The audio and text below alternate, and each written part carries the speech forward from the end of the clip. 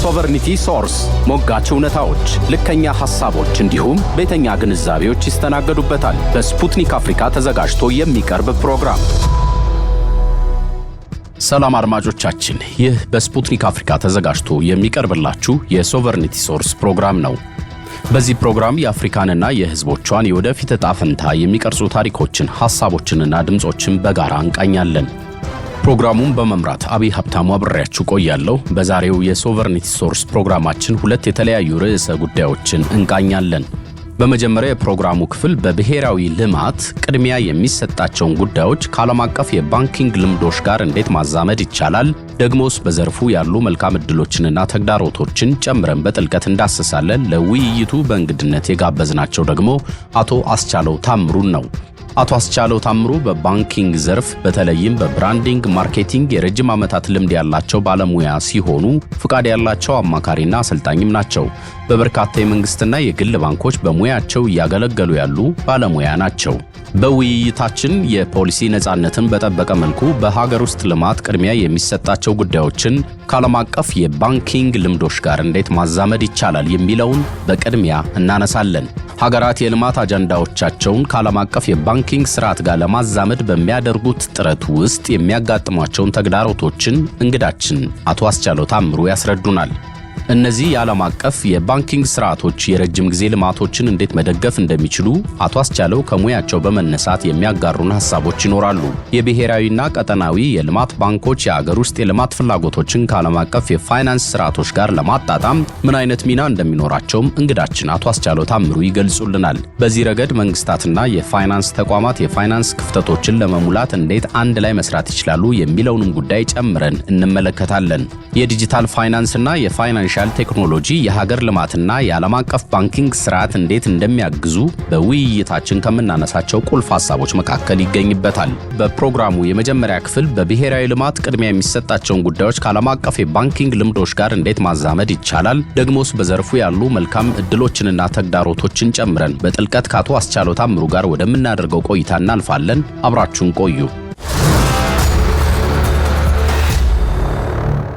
አቶ አስቻለው ታምሩ ለቃለ መጠይቁ ፈቃደኛ ስለሆኑ እጅግ በጣም እናመሰግናለን። እኔም በዚህ ጉዳይ ላይ እንዳወራድሉን ስለሰጣችሁኝ እግዚአብሔር ይስጥልኝ ማለት ፈልጋለሁ። በቅድሚያ የማነሳለው ጥያቄ የፖሊሲ ኦቶኖሚ ሳንለቅ በጠበቀ መልኩ የሀገር ውስጥ የልማት ፕራዮሪቲ ወይም ቅድሚያ የሚሰጣቸው ነገሮች ከግሎባል ባንኪንግ ፕራክቲሱ ጋር እንዴት ነው አንድ ላይ አጣምሮ ማስኬድ የሚቻልባቸው መልኩ እንደው ሳይንሱ ምን ይላል በዚህ ረገድ የሚለውን ከሱ ውስጥ እንጀምር። ጥሩ እንግዲህ ሀገር በቀል የኢኮኖሚ ማሻሻያን ፕራክቲስ ከማድረግ አንፃር በርካታ ሀገራት እዚህ ላይ ሰርተው ውጤታማ ሆነዋል እና የሀገሪቱን ነባራዊ ሁኔታ አቅምን ባገናዘበ አይነት መልኩ ምጣኔ ሀብቱ እንዲራመድ ቅድሚያ ሰጥቶ መስራት ማለት ነው። ስለዚህ ከዚህ አንፃር ኢትዮጵያ ሆም ግሮን ኢኮኖሚክ ሪፎርምን ከሚከተሉ ሀገራት መካከል ነች ማለት ነው። ከዚህ አንፃር ቀደም ብዬ እንዳልኩት ያለንን አቅም ታሳቢ ባደረገ መልኩ በዋናነት ኢትዮጵያ ውስጥ መፍትሄ የሚፈልጉ በማህበረሰቡ ዘንድ ችግር ሊከሰቱ የሚጠቀሱ ጉዳዮችን ማዕከል አድርጎ ይሄንን ችግር ከመፍታት አንፃር በራስ አቅም መልማት በራስ አቅም ማደግን ማዕከል አድርጎ የተነሳ ነው ማለት ነው። ከዚህ አንፃር ያለንን ሪሶርስ ያለንን አቅም አንሎክ በማድረግ ያለንን አቅም በደንብ አድርገን በመጠቀም ችግሮቻችንን መፍታትና በዋናነት የሚሰሩ የተለያዩ ስራዎች ይሄንን የራስን አቅም መጠቀም ላይ ፎከስ የሚያደርግ ነው ማለት ነው። ስለዚህ የራስን አቅም ከመጠቀም አንፃር ባንኮች የሚጫወቱት ሚና አይተኬ ነው ማለት ነው። ስለዚህ ስናይ ለምሳሌ የሆም ግሮን ኢኮኖሚክ ሪፎርምን በመጠቀም ህንድ ለምሳሌ የተሻለ ኤክስፒሪየንስ አላት ተብላ የምትጠቀስ ሀገር ነች። ከዚህ አንፃር በራስ አቅም የመልማትን ተግባራዊ ከማድረግ አንፃር የተሻለ ርቀት የተጓዘች ሀገር ነች ማለት ነው። ይህንን እንግዲህ የውጪ ባንኮች የኢትዮጵያን የባንኩን ዘርፍ ሲከላከሉ ከዚህ ጋር አይቃረንም ወይ የሚለውን ጥያቄ ስንወስድ አይቃረንም። እንዲያውም የተሻለ አቅም ከመፍጠር አንፃር የራሱን ሚና ይጫወታል ማለት ነው። እና የራሱን ሚና እንዴት ነው የሚጫወተው? ለምሳሌ የውጪ ምንዛሪ ኢንፍሎ ለምሳሌ የውጪ ባንኮች መግባት የውጪ ምንዛሪን ወደ ሀገር ውስጥ የመግባት እድልን ይጨምራሉ። ወደ በኋላ ላይ በሰፊው ምን መልካም አጋጣሚ ይዘው ይመጣሉ? ምንስ ተግዳሮት አለ? ተግዳሮቱንስ እንዴት አድርገን ወደ መልካም እድል ወደ መልካም አጋጣሚ እንለውጠዋለን የሚለውን እናየዋለን። ምናልባት ስለዚህ ለተነሳው ጥያቄ ሆም ግሮን ኢኮኖሚክ ሪፎርም ሀገር በቀል የኢኮኖሚ ማሻሻያን እና ኢንተርናሽናል ባንክን እንዴት አድርጎ በጋራ ማስኬድ ይቻላል ለሚለው ጥያቄ የተሻለ ማስኬድ ይቻላል ብለን ነው የምናስበው። እንግዲህ በአለም ላይ የባንኩን ዘርፍ ዝግ አድርገው የሚሰሩ በጣም ሊቆጠሩ የሚችሉ ሀገራት ናቸው። ስለዚህ የዛሬ 50 ዓመት አካባቢ ኢትዮጵያ በንጉሱ ዘመን የውጭ ባንኮች ገብተው እንዲሰሩ ታድርግ ነበር። አሁን ከ50 ዓመት በኋላ ነው የባንኩ ዘርፍ የባንኩ ኢንዱስትሪ ለውጭ ባንኮች ክፍት የሆነው ማለት ነው። ስለዚህ የውጭ ባንኮች የኢትዮጵያን የባንኩን ዘርፍ ሲከላከሉ የተለያዩ አይነት መልካም አጋጣሚዎችን የተለያዩ አይነት ትሩፋትን ወይም ደግሞ ጥቅምን እንድናገኝ ሊያደርጉ ይችላሉ። አንደኛ በባንኮች መካከል ያለው ኮምፒቲሽን ጤናማ የሆነ ውድድር በደንብ እንዲያድግ ይሆናል። በባንኮች መካከል ያለው ጤናማ ውድድር እያደገ ሲመጣ ደግሞ ማህበረሰቡ ከዚህ ኮምፒቲሽን ከዚህ ውድድር የተሻለ አገልግሎት እንዲያገኝ ይሆናል ማለት ነው። ስለዚህ የደንበኞች አገልግሎት እንዲያድግ ይሆናል። ደንበኞች ጠይቀው የተሻለ ነገር ከማግኘት አንፃር የመደራደር አቅማቸውን እንደዚሁ ያሳድገዋል ማለት ነው። ሌላ የውጭ ባንኮች የኢትዮጵያን የባንኩን ዘርፍ ለመቀላቀል ልክ ለሌሎች ባንኮች ሀገር በቀል ባንኮች እንግዲህ አንተም እንደምታውቀው 2018 ላይ ሁሉም የኢትዮጵያ ባንኮች የተከፈለ ካፒታላቸው 5 ቢሊዮን ብር መድረስ አለበት ተብሎ እንዲያውም ሰሞኑን ጠቅላላ ጉባኤ እያደረጉ አንዳንድ ባንኮች 5 ቢሊዮን ደርሰናል እያሉ ዲክሌር ሲያደርጉ እንሰማለን ማለት ነው። ስለዚህ የውጭ ባንኮችም የኢትዮጵያን የባንኩን ዘርፍ ሲቀላቀሉ በኢትዮጵያ ብር ቢያንስ 5 ቢሊዮን ይዘው መምጣት እንዳለባቸው የብሔራዊ ባንክ የባንኪንግና ቢዝነስ ፕሮክላሜሽን 1360/2025 በግልጽ አስቀምጧል ማለት ነውና የኢትዮጵያን የባንኩን ዘርፍ የሚቀላቀሉት በውጭ ምንዛሪ ስለሆነ በኢትዮጵያ ብር 5 ቢሊዮን መሙላት አለበት ኢኩቫለንቱ ማለት ነው። ስለዚህ አዲስ ሪሶርስ ይዘው ይመጣሉ፣ የውጭ ምንዛሪ ይዘው ይገባሉ ማለት ነው። ስለዚህ የውጭ ምንዛሪ ግኝታችንን ያሳድግልናል። የውጭ ምንዛሪ ግኝታችን አደገ ማለት አብዛኛውን የምናደርገውን የውጭ ንግድን ከማሳለጥ አንፃር የሚጫወተው ሚና በጣም ትልቅ ነው። ነዳጅ የምናስገባው በውጭ ምንዛሪ ነው። በርከት ያሉ መድኃኒቶችን የምናስገባው በውጭ ምንዛሪ ነው። ስለዚህ የውጭ ምንዛሪ የዓለም መገበያያ ከመሆኑ አንፃር አቅማችን እንዲያድግ ይሆናል ማለት ነው። ሌላኛው ምናልባት የውጭ ባንኮች የኢትዮጵያን የባንኩን ዘርፍ ሲቀላቀሉ ሊሰጡን የሚችሉት መልካም አጋጣሚ ምንድነው? አሰራራችን በጣም እንዲዘምን እንግዲህ በአለም ላይ ባንኮች የሚጠቀሙት የአገልግሎታቸውን ለማሳለጥ የሚጠቀሙት ይሄ T24 ይባላል። በዋናነት እንደ ይሄ ቴመነስ፣ ኦራክል፣ ፊናክል እና ሌሎችም አሉ። በአለም ላይ ባንኮች የሚጠቀሙበት አገልግሎትን ለማሳለጥ የሚጠቀሙበት ቴክኖሎጂ ተመሳሳይ ነው። ይሄንን ቴክኖሎጂ በደንብ አድርገን እንድንጠቀምበት እድሉን ይሰጣል ማለት ነው። አሁን ባለው ሁኔታ የኢትዮጵያ የባንኩ ዘርፍ ላይ የምንጠቀምበት ቴክኖሎጂ በተወሰነ ደረጃ ልንጠቀምበት እንችላለን። ይሄንን በደንብ አድርገን ኤክስትራ ማይል ሄደን እንድንጠቀምበት እድል ይሰጣሉ ማለት ነው። ከዛ ውጪ ደግሞ ለምሳሌ የውጪ ባንኮች የኢትዮጵያን የባንኩን ዘርፍ ሲቀላቀሉ ብዙ ጊዜ የኢትዮጵያ ባንኮች እንደ ተግዳሮት የሚያነሱት የውጪ ንግድን ለማሳለጥ ውጪ ያሉ ባንኮች ጋር ግንኙነት መፍጠር አለብን። ይሄ የኮረስፖንደንት ባንክ የምንለው ማለት ነው። ለምሳሌ አንድ ዕቃ ከደቡብ አፍሪካ ወደ ኢትዮጵያ ብታስገባ ደቡብ አፍሪካ ላይ የሚያስገባው ለምሳሌ በአቢሲኒያ ባንክ ወይም ደግሞ በዳሽን ባንክ ብታደርግ ለምሳሌ ዳሽን ባንክ ወይም ደግሞ አቢሲኒያ ባንክ ደቡብ አፍሪካ ላይ ያለ ባንክ ላይ ሂሳብ ሊኖራቸው ይገባል ማለት ነው።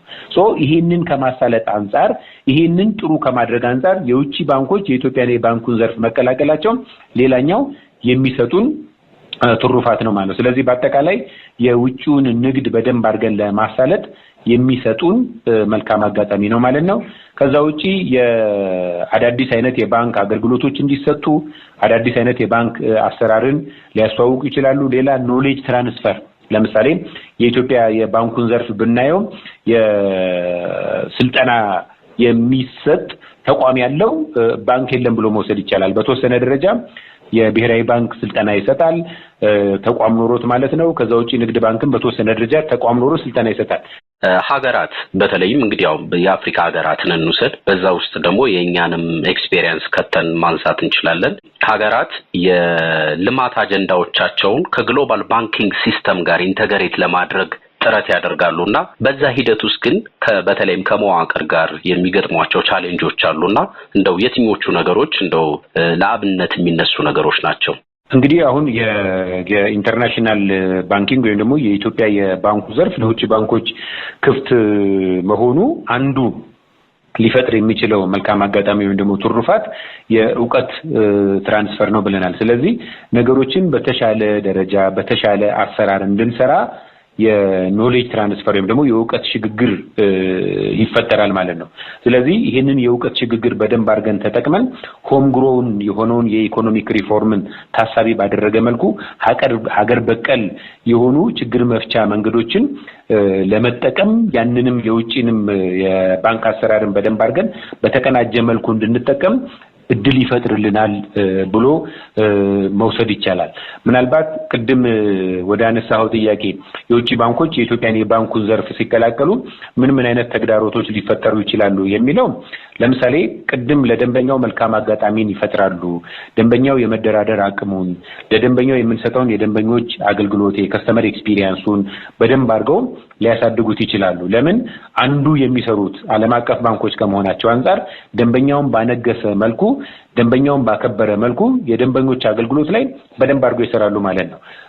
ስናይ የባንኩ ዘርፍ ላይ የውጭም ይሁን የሀገር ውስጥ ከሞላ ጎደል የሚሰጠው አገልግሎት ተመሳሳይ ነው። ግን ደንበኛውን ባረካ መልኩ ነው ወይ ደንበኛውን ባነገሰ መልኩ ነው ወይ ስንል አንዳንድ ለውጦች ብናይም አብዛኛው የባንኩ ኢንዱስትሪ ላይ ግን ይሄንን እንደ ክፍተት የምናየው ነው። ስለዚህ ለደንበኞች የተሻለ አቅም ይፈጥራል።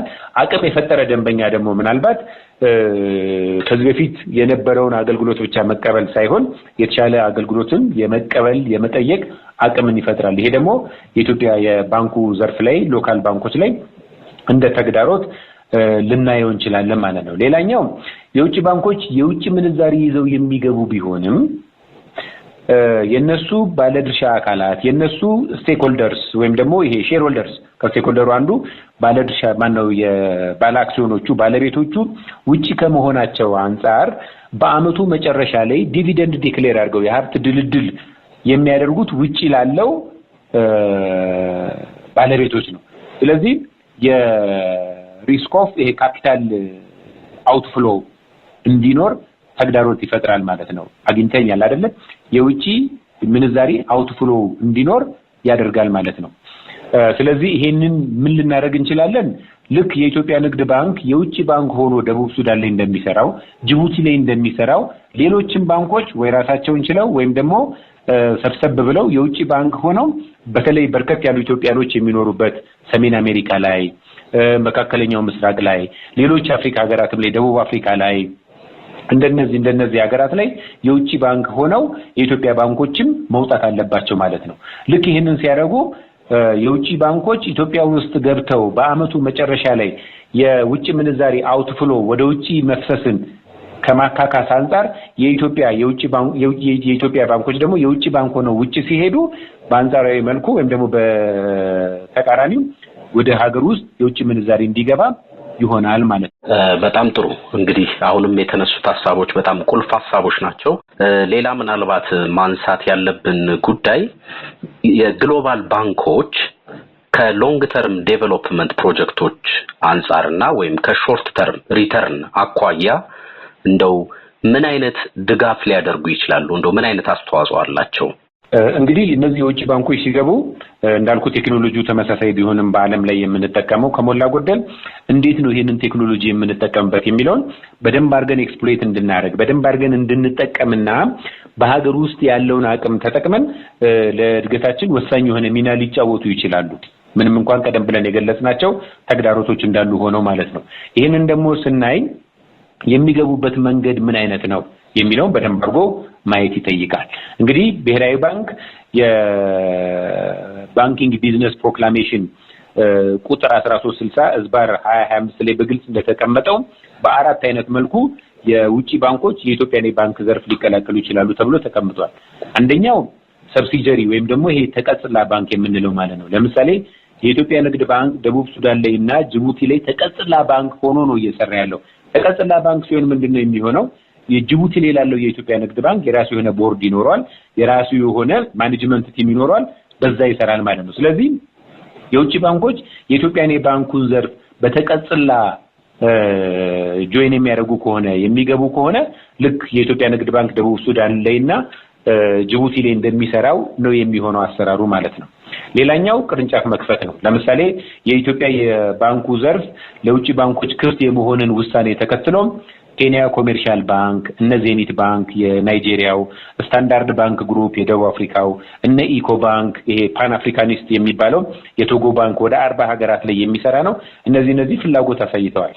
እነዚህ ለምሳሌ ምን ሊያደርጉ ይችላሉ? ጅማ ላይ፣ ባህር ዳር ላይ፣ ባሌ ጎባ ላይ ወይ ሐዋሳ ላይ፣ አዲስ አበባ ላይ ቅርንጫፍ ሊከፍቱ ይችላሉ። ልኬኛ ባንኮች የተለያየ የኢትዮጵያ ክፍለ ሀገሮች ላይ ቅርንጫፍ እንዳላቸው ማለት ነው። ስለዚህ ተጠሪነታቸው ምናልባት እዛው ሀገራቸው ለምሳሌ ኬሲቢ ኬንያ ኮሜርሻል ባንክ ለምሳሌ ቅርንጫፍ ሊከፍት ቢችል ተጠሪነቱ ናይሮቢ ኬንያ ላለው የኬሲቢ ኬንያ ኮሜርሻል ባንክ ይሆናል ማለት ነው።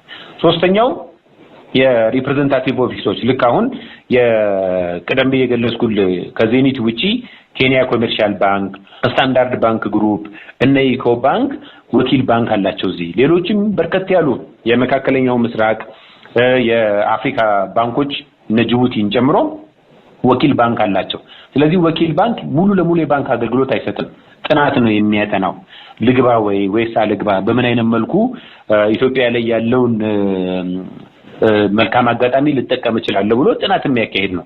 ለምሳሌ እነዚህን የሪፕሬዘንታቲቭ ኦፊስ ፍቃድ የሚሰጥ የነበረው በፊት በንግድና ቀጠናዊ ትስስር ሚኒስትር ክቡር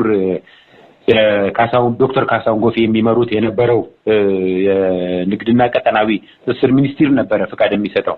አሁን ግን ብሔራዊ ባንክ ባወጣው ሕግ መሰረት እንደነዚህ አይነት ፍቃዶችንም የሚሰጠው ብሔራዊ ባንክ ነው። ከዚህ አንፃር ስታንዳርድ ባንክ ግሩፕ የመጀመሪያውን የሪፕሬዘንታቲቭ ኦፊስ ኢትዮጵያ ውስጥ በብሔራዊ ባንክ አዙሮ ላይሰንስ ያገኘው የመጀመሪያው ነው ማለት ነው። ይሄ ማለት የመጀመሪያው ባንክ አይደለም ስታንዳርድ ባንክ ግሩፕ። ከዚህ በፊትም ወኪል ቢሮ ነበረው ወደ ቦሌ መድኃኔዓለም አካባቢ ማለት ነው። ይሄኛውን ግን ከዚህ በፊት ሲያድስ የነበረው ንግድና ቀጠናዊ ትስስር ሚኒስትር ነበረ። አሁን ግን በአዲሱ የውጭ ባንኮች ሕግ ብሔራዊ ባንክ ባጸደቀው መሰረት ስታንዳርድ ባንክ ግሩፕ ከብሔራዊ ባንክ ፍቃዱን ወስዷል ማለት ነው። ሌላኛው ምናልባት ዳሽን ባንክ ላይ ወይም ደግሞ አቢሲኒያ ባንክ ላይ እስከ 49% አካባቢ ያለውን የባለቤትነት ገዝተው ሊገቡ ይችላሉ። ይሄ ጄቪ ጆይንት ቬንቸር ወይም ደግሞ ይሄ በሽርክና ማለት ነውና አብዛኞቹ ባንኮች ለምሳሌ ዜኒት ባንክን ብናይ የናይጄሪያው ዜኒት ባንክ የተለያዩ ሀገሮች ላይ የውጭ ባንክ ሆኖ አለ። ዋናው የናይጄሪያ ባንክ ማለት ለምሳሌ ዩናይትድ ኪንግደም ላይ ሰብሲጀሪ ሆኖ ነው እየሰራ ያለው ዜኒት ባንክ። ጋና ላይ በሰብሲጀሪ ነው እየሰራ ያለው። ሴራሊዮን ላይ በሰብሲጀሪ ነው። ጋምቢያም ላይ በሰብሲጀሪ ነው። ዩናይትድ አረብ ኤሚሬትስ ላይ ለምሳሌ ሪፕሬዘንታቲቭ ኦፊስ ከፍቶ ነው እየሰራ ያለው። ጋናም ላይ እንደዚሁ ሪፕሬዘንታቲቭ ኦፊስ ከፍቶ ነው እየሰራ ያለው ማለትና አሁን ይሄንን ስናይ የዜኒት ባንክን እንደ አንድ ምሳሌ ብንወስድ አብዛኛው ዜኒት ባንክ የውጭ ባንክ ሆኖ እየሰራ ያለው ሰብሲጀሪ ሆኖ ነው ማለት ነው። ስለዚህ ሰሞኑን ብሔራዊ ባንክ ባወጣው መረጃ መሰረት ዜኒት ባንክ የኢትዮጵያን የባንክ ኢንዱስትሪ መቀላቀል እንደሚፈልግ የከፍተኛ የዜኒት ባንክ ባለስልጣን መግለጻቸው የሚታወስ ነው። ይህንን ዜና አንተም አግኝተዋል ብዬ አስባለሁ። ስለዚህ የውጭ ባንኮች የኢትዮጵያን የባንኩን ዘርፍ የሚቀላቀሉበት ሞድ ኦፍ ኢንትሪ የሚገቡበት መንገድ የሚፈጥሩትን በጎ ተጽዕኖና አሉታዊ የሆነ ተጽዕኖ ይወስነዋል የሚለውን እንደማሳያ የዜኒት ባንክን ለማሳየት ነው ማለት ነው። በጣም ጥሩ። ምናልባት ከልማት ባንኮች ጋር እስቲ ሀሳብ ማንሳት ከተቻለ በተለይም የብሔራዊ ልማት ባንኮችና የቀጠናዊ ልማት ባንኮች የቀጠናዊ ስል ምናልባት የዚህ የምስራቅ አፍሪካ አካባቢ በኢጋድ ጥላ ስር ያሉ እና በአፍሪካ ብንወስድም ለምሳሌ በኢኳስ ስር ያሉ የልማት ባንኮችንም ሊሆን ይችላል ወይም በየሀገራቱ ያሉ የብሔራዊ ልማት ባንኮች የውስጥ የልማት ኒዶቻቸው ወይም ፍላጎቶቻቸውን ከግሎባል የፋይናንስ ኖርሙ ጋር አንድ ላይ ለማስታረቅ ያለውንም ደግሞ ክፍተቱንም ብሪጅ ከማድረግ አኳያ እንደው ምን አይነት ሚና ይኖራቸዋል እነዚህ የልማት ባንኮች? እንግዲህ አብዛኛዎቹ የልማት ባንኮች አንተ እንዳልከው ለምሳሌ የዴቨሎፕመንት ባንክ ኦፍ ኢትዮጵያ የኢትዮጵያ ልማት ባንክን ብናይ የፖሊሲ ባንክ ነው የምንለው። ሪሶርስ ሞቢላይዝ አያደርግም ወይም ደግሞ ሀብት አያሰባስብም። ለመንግስት ቅድሚያ ለሚሰጣቸው የተለያዩ የልማት ስራዎች ፋይናንስ የሚያደርግ ነው ማለት ነው። በዋናነት ለምሳሌ የኢትዮጵያን ብናይ አግሪካልቸር ላይ ይሄ ግብርና ላይ ማኑፋክቸሪንግ ላይ ማይኒንግ ላይ አግሮ ፕሮሰሲንግ ላይ ይሄ ኤክስፖርት ላይ በዋናነት የውጭ ምንዛሪ ሊያስገቡ የሚችሉና አገር ውስጥ ያሉ ችግሮችን ከመቅረፍ አንፃር የመካከለኛና የረጅም ጊዜ ብድር ፋይናንስ የሚያቀርብ ነው ማለት ነው። የልማት ባንክ ሪሶርስ ሞቢላይዝ የሚያደርግ ከሆነ ሀብት የማያሰባስብ ከሆነ በዋናነት እንዴት ነው ፈንድ የሚያደርገው? የሚያገኘው አንደኛው ከሚኒስትሪ ኦፍ ፋይናንስ ሊያገኝ ይችላል፣ ከገቨርንመንት ኤንድ ፖሊሲ ሰፖርቶች ማለት ነው። ሌላኛው ደግሞ መንግስት በተለያየ ጊዜ ቦንዶችን ኢሹ ያደርጋል። ስለዚህ ቦንዶችን ኢሹ በማድረግ ሀብት አሰባስቦ ለልማት ባንክ በመስጠት ልማት ባንክ ለመንግስት ቅድሚያ ለሆኑ ፕራዮሪቲ ለሚሰጣቸው መንግስት ፋይናንስ ያደርጋል ማለት ነው። ሌላኛው ከኢንተርናሽናል ፈንድና ሎኖች ነው። ከዓለም አቀፍ ፈንድና ብድር ነው የሚያገኘው ማለት ነው። ለምሳሌ የቅድም አንተ የገለጽከው ኢንተርናሽናል ፈንድ ፎር አግሪካልቸራል ዴቨሎፕመንት፣ አፍሪካን ዴቨሎፕመንት ባንክ፣ ኢሮፒያን ኢንቨስትመንት ባንክ እና ከመሳሰሉት በብድር መልክና በእርዳታ መልክ የሚገኙ ፋይናንሶችን ወይም ደግሞ ፈንዶችን መንግስት ቅድሚያ ለሚሰጣቸው የሥራ መስኮች ቀደም ብዬ ገለጽኩ ላይ ፋይናንስ ያደርጋል ማለት ነው። ሌላ ቀጠናዊ የሆኑ የልማት ባንኮች አሉ። ቀጠናዊ የሆኑ የልማት ባንኮች በዋናነት ለየሀገራቱ የውጭ ምንዛሪ ወይም ደግሞ የተለያዩ ብድሮችን ሰጥተው ከዛ በኋላ ሀገራት የቀጠና ትስስር ላይ ያሉበት ወይም ደግሞ የቀጠናዊ የልማት ባንክ ላይ የሚሳተፉት በዛ መልክ ብድር እንዲያገኙ ሆኖ ለመንግስት ቅድሚያ ለሚሰጣቸው የተለያዩ መስኮች ላይ ፋይናንስ ያደርጋሉ ማለት ነው። ብዙ ጊዜ የሚነሳ ነገር አለ። ይሄ የዴቨሎፕመንት ፋይናንሲንግ ጋፖች ጉዳይ ይነሳሉና እሱን ለመቀነስ ሬዲዩስ ለማድረግ እንደው በተቻለ መጠን የተወሰነ እንኳን እንደው ትንሽ ተደራሽ ለማድረግ ሁለት አካላት እዚህ ጋር ተናበው ቢሰሩ ተጣምረው ቢሰሩ ተብሎ ሰጀስት ይደረጋል በባለሙያዎች። አንደኛው መንግስታት ናቸው። መንግስታት ከግሎባል ፋይናንሲንግ ኢንስቲትዩሽኖች ወይም የተለያዩ ተቋማት ጋር ሊሆኑ ይችላሉ። እንግዲህ ሁለቱ አካላት በምን አይነት መልኩ ነው መስራት የሚችሉበትስ ደግሞ እንደዛ አይነት ያለስ እንደው ከፖሊሲ ማቋያ ሊሆን ይችላል የዴቨሎፕመንት ፋይናንሲንግ ጋፖችን ሬዲዩስ ከማድረግ አቋያ የሁለቱ አካላት አንድ ላይ እንደው መስራታቸው ምን አይነት ነገር ሊያመጣ ይችላል? እንዴትስ ነው የሚታየው? እንግዲህ በዋናነት ስለ ግሎባል ፋይናንስ እናወራ የወርልድ ባንክና አይኤምኤፍ ናቸው የሚመጡት። ስለዚህ ወርልድ ባንክና አይኤምኤፍ በተለይ ለታዳጊ ሀገራት የሚሰጡት ብድርም ይሁን ድጋፍ በቅድመ ሁኔታዎች የተቀመጠ ነው። አይኤምኤፍ የራሱ የሆነ የሚያስቀምጠው ቅድመ ሁኔታ አለ። ሀገራት ደግሞ የዜጎቻቸውን ችግር ከመፍታት አንጻር የሚያስቀምጡት ቅድመ ሁኔታዎች አሉ። ስለዚህ ከዚህ አንጻር ሁለቱ ተቋማት አሁን ኢትዮጵያ ውስጥም በተደጋጋሚ እናያለን። የአይኤምኤፍ ሰዎች፣ የወርልድ ባንክ ሰዎች ከመንግስት የፋይናንስ ተቋማት ጋር ኔጎሽዬት ሲያደርጉ ማለት ነው እና ይህንን ወደ ጋራ ሼር ወደሚያደርጉት ነገር አምጥቶ መሀል ላይ ተገናኝተው ቢሰራ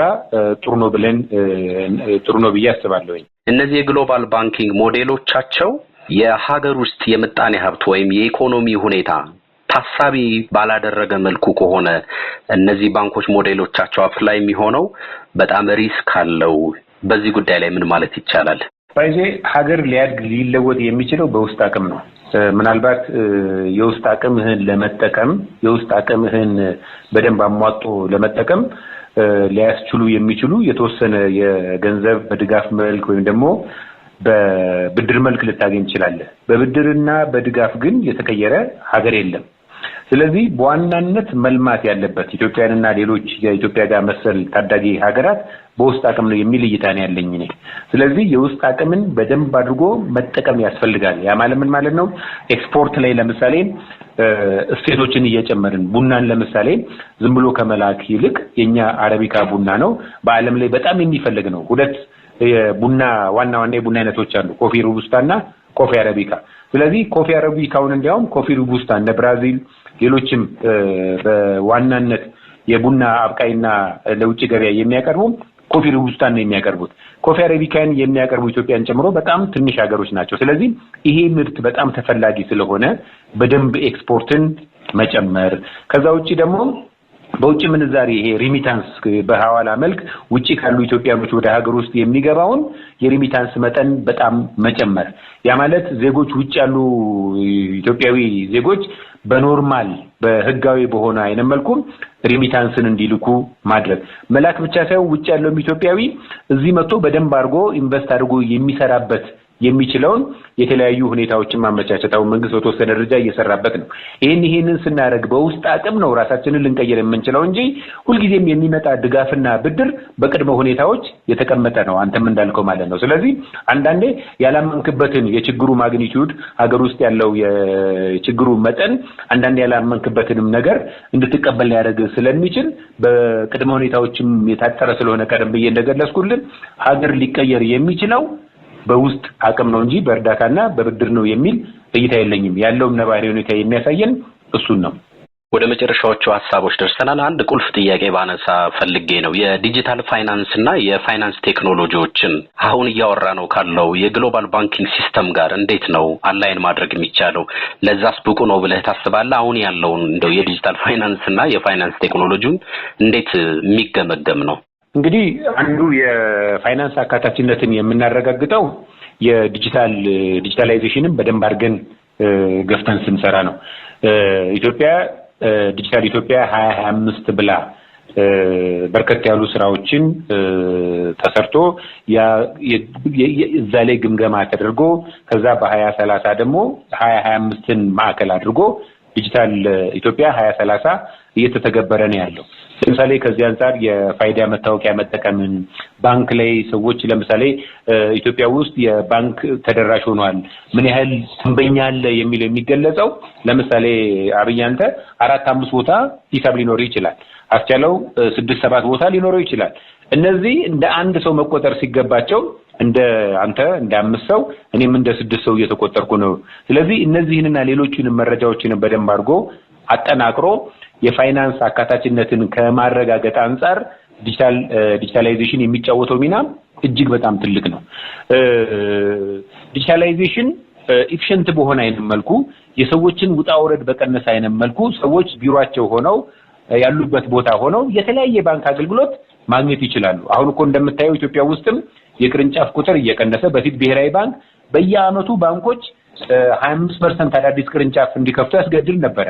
አሁን እኮ ባንኮች የተወሰኑ አንድ አካባቢ ያሉ ብዙም ትራንዛክሽን የሌለበት እየዘጉ ሞር ዲጂታላይዜሽኑ በጣም እየጨመረ ነው። ነዳጅ ለምሳሌ በዲጂታል ባንኪንግ እንዲደረግ ሆኗል።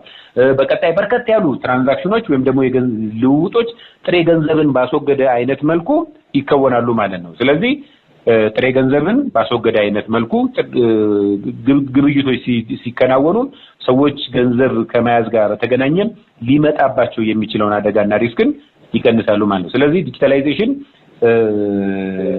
ኑሮን ከማቀለሉም በተጨማሪ ኢፊሽንት በሆነ አይነት መልኩ ውጣውረድን ባስቀር አይነት መልኩ አገልግሎቶችን እንድንሰጥ ምርትና አገልግሎቶችን እንድንገዛ ይሆናል ማለት ነው። ለምሳሌ ኢትዮ ቴሌኮም የጀመረውን ዘመን ገበያን ማየት እንችላለን።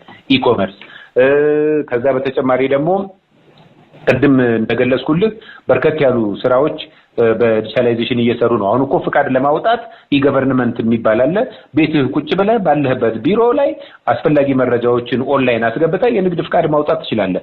ግብርህን ኦንላይን መክፈል ትችላለህ። እና በቀጣይ ደግሞ እነዚህና ሌሎችም ነገሮች እየተጠናቀሩ ሲመጡ የፋይናንስ አካታችነትን ይሄ ኢዚ ኦፍ ዱይንግ ቢዝነስን በደንብ እያሳለጥን እንሄዳለን። ለምሳሌ ሌላ አንድ ቦታ አገልግሎቶችን ማግኘት ይሄ ሞሰብ ለምሳሌ ይሄም የዲጂታላይዜሽን ውጤት ነውና እነዚህ እያደጉ ሲመጡ የሀገርም ይሄ ዲጂታል ኢኮኖሚንም ከማረጋገጥ አንፃር የሚጫወተው ሚና በጣም ትልቅ ነው ማለት ነው። የግሎባል ሞኔታሪ ፖሊሲ ጉዳይ ከኢንተረስት ሬት ጋር አያይዘን እነዚህ ሁለት ነገሮች እንዴት ነው የሀገር የዴቨሎፕመንት ፕላን ላይ ኢንፍሉዌንስ ሊፈጥሩ የሚችሉት? የግሎባል ሞኔታሪ ፖሊሲ እና የኢንተረስት ሬት ጉዳዮች እንግዲህ የግሎባል ኢኮኖሚ ፖሊሲ ያሉ ነባራዊ ሁኔታዎችን ታሳቢ ባደረገ መልኩ የሚቀረጹ ናቸው ማለት ነው። በዚህ በግሎባል ኢኮኖሚ ፖሊሲ የተሻለ ተጠቃሚ ለመሆን አቅምን የመገንባት ስራ በራስ አቅም የመልማት ስራ በጣም ተጠናክሮ መቀጠል አለበት የሚል እይታ ነው ያለኝ። ስለዚህ እያንዳንዱ የሚመጡ ፖሊሲዎች እያንዳንዱ የሚቀረጹ ዳይሬክቲቭስ ተጽዕኖ ሊፈጥሩ ይችላሉ ሀገራት ላይ። አሉታዊ ተጽዕኖ ሊፈጥሩ ይችላሉ። ስለዚህ ከዚህ የተሻለ ተጠቃሚ ለመሆን አቅም የመገንባት ስራ የሰው ሀብት ልማት ላይ በጣም አጠንክሮ መስራት ላይ በጣም ኤክስትራ ማይል ተሄዶ መስራት አለበት። በተወሰነ ደረጃ ጅማሬዎች አሉ፣ ብዙ ለውጦች እየተደረጉ ነው።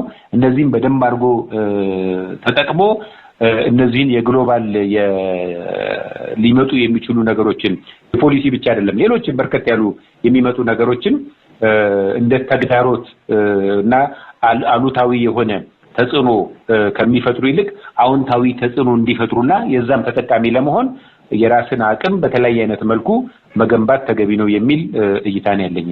ሬጉላቶሪ ወይም የፖሊሲ ሪፎርሞች በደንብ ሊኖሩ ይገባል። ግሎባል ባንኪንግ ኢንቨስትመንት በተለይ በጣም ሪስፖንሲብል ኃላፊነት የሚሰማቸው የግሎባል ባንኪንግ ኢንቨስትመንት ነው መኖር ያለበት። ይሄን ለማድረግ ደግሞ ሬጉላቶሪ ወይም የፖሊሲ ሪፎርሞች ሊኖሩ ይገባል የሚሉ ነገሮችን ሰምቻለሁና የእርሶስ ሀሳብ ምን ይመስላል?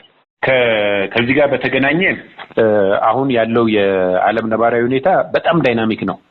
ኢትዮጵያ ውስጥ ራሱ ያሉትን ማየት እንችላለን። ትናንትና ያዘጋጀው የ5 ዓመት ስትራቴጂክ ፕላን 5 ዓመት እስኪሞላ እንድትቆይ እድል የሚሰጥ አይደለም። ለምን? ይሄ ግሎባል ኢንቫይሮንመንቱ የኢኮኖሚክ ኢንቫይሮንመንቱ የአፍሪካንም የኢትዮጵያንም ስታዩ በጣም ዳይናሚክ ነው። ስለዚህ ወደድንም ጠላንም በአለም ላይ የሚደረገው የተለያዩ ውሳኔዎች ኢምፓክት ያደርገናል ዓለም ላይ እንደሚኖር ሀገር ማለት ነው። ስለዚህ ከዚህ አንፃር ቪጂላንት ሆኖ በጣም በጥንቃቄ ያሉ ለውጦችን ታሳቢ እያደረገ ለዛ አብሮ ሊሄድ የሚችል የፖሊሲ ለውጦችን እያደረጉ መሄድ በጣም ይጠይቃል ማለት ነው። ለዚህ ደግሞ በጣም የሰለጠነ በጣም የለማ የሰው ሀብት በጣም አስፈላጊ ነው የሚሆነው። የሚመጡ ነገሮችንም በደንብ አድርጎ ወደ መልካም አጋጣሚ ቀይሮ ከመጠቀም አንፃር ማለት ነው። የመጨረሻ ሐሳብ እናድርገውና ኢትዮጵያ የብሪክስ አባል ናት። በብሪክስ አባል ውስጥ ደግሞ የናሽናል ዴቨሎፕመንት ባንክ የሚባል አለና ያው በዓለም የጂኦፖለቲካ ስርዓት እንግዲህ አማራጮችን መፈጠር እንዳለባቸው ይታመናልና ሁልጊዜ እንግዲህ የምዕራባውያኑን የባንኪንግ ወይም የኢንቨስትመንት ሲስተሞች ላይ ብቻ በዛ ጫና ውስጥ ማለት ብቻ በቂ አይደለም። ሀገራት የራሳቸውን ከሚመስሏቸው ጋር የራሳቸውን ግሩፕ ፈጥረው የራሳቸው መጥቀም የሚችሉበትን ስርዓት መፍጠር እንዳለባቸው ነው የሚታመነውና ናሽናል ዴቨሎፕመንት ባንክ እንግዲህ በብሪክስ ስርዓት ውስጥ ትልቅ ነገር ይፈጥራል ተብሎ ታምኖበታል። እንግዲህ በቅርቡም እንደምናውቀው ለምሳሌ የራሺያ ሩብል ገንዘብና የኢትዮጵያ ገንዘብ ተመኑ ከረንሲውም ታውቋል። ወደፊት እንግዲህ በቅርቡም ወደ ስራ የሚገባበት አግባብ እንደሚኖር ነው የሚታመነውና እነዚህ ነገሮች እርምጃዎች እነዚህ ነገሮች ራሱ እንዴት ነው እንደ ኢትዮጵያ ያሉ ታዳጊ ሀገራትን በዘርፉ የተሻለ ተጠቃሚ እንዲሆኑ የሚያረጋቸው? እንደው አጠቃላይ ብሪክስ ናሽናል ዴቨሎፕመንት ባንክ በቅርቡ የሩብልና የኢትዮጵያን የተፈጠረውን ከረንሲም ሌሎች ተያያዥ ጉዳዮችን እንደው ብናነሳ ብያሰብኩ እንደመቋጫነት። ጥሩ እንግዲህ አሁን ብሪክስ ምናልባት ስሙንም መቀየር ሊያስፈልገው ይችል ይሆናል። በፊት ወደ 5 የሚጠጉ ሀገራት እነ ብራዚል፣ ራሺያ፣ ኢንዲያ፣ ቻይና እና ሳውዝ አፍሪካ የመሰረቱት ነው። በተለይ ቀደም እየገለጽኳቸው 4ቱ ሀገራት ብራዚል፣ ሩሲያ፣ ኢንዲያ እና ቻይና ፋውንዲንግ ሜምበሮችም ናቸው። ሳውዝ አፍሪካ ወደ 2010 አካባቢ እንደገባች መረጃዎች ይጠቁማሉና ብሪክስ የሚለው ያው ስሙ መቀየር እንዳለበት ታሳቢ አድርገን ማለት ነው። በተለይ ደግሞ 2024 ላይ ወደ 4-5 የሚጠጉ ሀገራት ግብጽን፣ ኢትዮጵያ፣ ኢራን፣ ዩናይትድ አረብ ኤሚሬት እና ኢንዶኔዥያ ጆይን አድርገዋል ማለት ነው። አሁን ይሄንን ስታየው ሌላ ከአሜሪካ ጋር ከና ከምዕራባውያኑ ጋር በደንብ ሊደራደር የሚችል ትከሻ ለትከሻ ሊለካካና በደንብ ቻሌንጅ የዓለምን የኢኮኖሚ ሚዛን ሊያስጠብቅ የሚችል ነው ብሪክስ ማለት ነውና ይሄ መሆኑ በጣም ተገቢ ነው። ለምሳሌ በፊት አሜሪካ በራሷ በርከት ያሉ ውሳኔዎችን እንደ ልቧ የምትሰጥበት የውሳኔ አግባብ ነበረ። አሁን ግን ለእያንዳንዱ የኢኮኖሚና የፖለቲካ ውሳኔ የብሪክስ ሀገራት ምን አይነት ምላሽ ሊሰጡ ይችላሉ የሚለውን ታሳቢ ባደረገ መልኩ ነው ምላሽ ልትሰጥ የምትችለው ማለት ነው። ስለዚህ በአለም ላይ ያለውን የኃይል ሚዛን ከማስጠበቅ አንፃር እነዚህ የብሪክስ ሀገራት የሚጫወቱት ሚና ቀላል አይደለም ማለት ነው። ስለዚህ ይሄ ተጽዕኖውን በደንብ አድርጎ ኤክሰርሳይዝ እያደረጉ በጋራ ደግሞ ሼር ሊያደርጉት የሚችሉት ከኢኮኖሚ አንፃር ከፖለቲካ አንፃር በደንብ እየተቆራኙ ሲመጡ አሜሪካንን በደንብ ቻሌንጅ ማድረግ ይቻላል። የዓለም የኃይል ሚዛንንም ማስጠበቅ ይቻላል። ለምሳሌ ከ35 ዓመት በፊት አሜሪካና ዩናይትድ ዩኤስኤስአር ምንላት የሶቪየት ህብረት ነበሩና በደንብ ነበረ ኮምፒት የሚያደርጉት ማለት ነው። ስለዚህ የኃይልን ሚዛን ከማስጠበቅ አንፃር በተለይ ታዳጊ ሀገሮች አላስፈላጊ የሆነ ጫና እንዳያርፍባቸው በሰለጠኑ ሀገራት ብሪክስ እየተጫወተ ያለው ሚና በጣም ትልቅ ነው። ግን ይሄ ብቻ በቂ ነው የሚል እይታ የለኝም። በጣም ጥሩ አቶ አስቻለው፣ እንግዲህ ላካፈሉን ጥልቅ የሆነ ሰፊ የሆነ ሐሳብ በጣም አመሰግናለሁ። ከስፑትኒክ አፍሪካ ጋር ለነበረው ቆይታ ወደፊት በሌሎች ጉዳዮች ዳግም እንደምንገናኝ ተስፋ አደርጋለሁ። ለአሁኑ በጣም አመሰግናለሁ። በጣም አመሰግናለሁ ስፑትኒክ አፍሪካ። አብይ አንተንም ጊዜ ደስልኝ።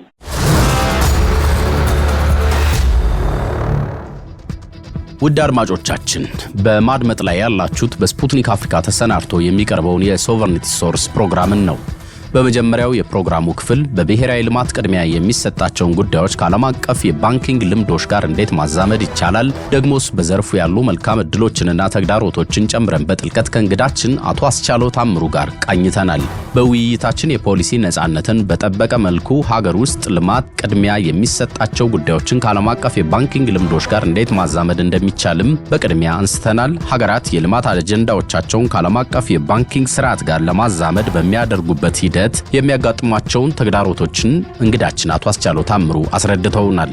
እነዚህ የዓለም አቀፍ የባንኪንግ ስርዓቶች የረጅም ጊዜ ልማቶችን እንዴት መደገፍ እንደሚችሉም አቶ አስቻለው ከሙያቸው በመነሳት ያጋሩን ሐሳቦች ነበሩ። የብሔራዊና የቀጠናዊ ልማት ባንኮች የሀገር ውስጥ የልማት ፍላጎቶችን ከዓለም አቀፍ የፋይናንስ ስርዓቶች ጋር ለማጣጣም ምን አይነት ሚና እንደሚኖራቸውም እንግዳችን አቶ አስቻለው ታምሩ ገልጸውልናል። በዚህ ረገድ መንግስታትና የፋይናንስ ተቋማት የፋይናንስ ክፍተቶችን ለመሙላት እንዴት አንድ ላይ መስራት ይችላሉ የሚለው ጉዳይንም ጨምረን ተመልክተናል። የዲጂታል ፋይናንስና የፋይናንሻል ቴክኖሎጂ የሀገር ልማትና የዓለም አቀፍ ባንኪንግ ስርዓት እንዴት እንደሚያግዙ በውይይታችን ከተመለከትናቸው ቁልፍ ሐሳቦች መካከል ነበሩ። ፕሮግራሙን በመምራት አብሬያችሁ የቆየሁት አብይ አብታሙ ነበርኩኝ። ይህ በስፑትኒክ አፍሪካ ተሰናድቶ የሚቀርበው የሶቨርኒቲ ሶርስ ፕሮግራም ነው። ጤና ይስጥልን።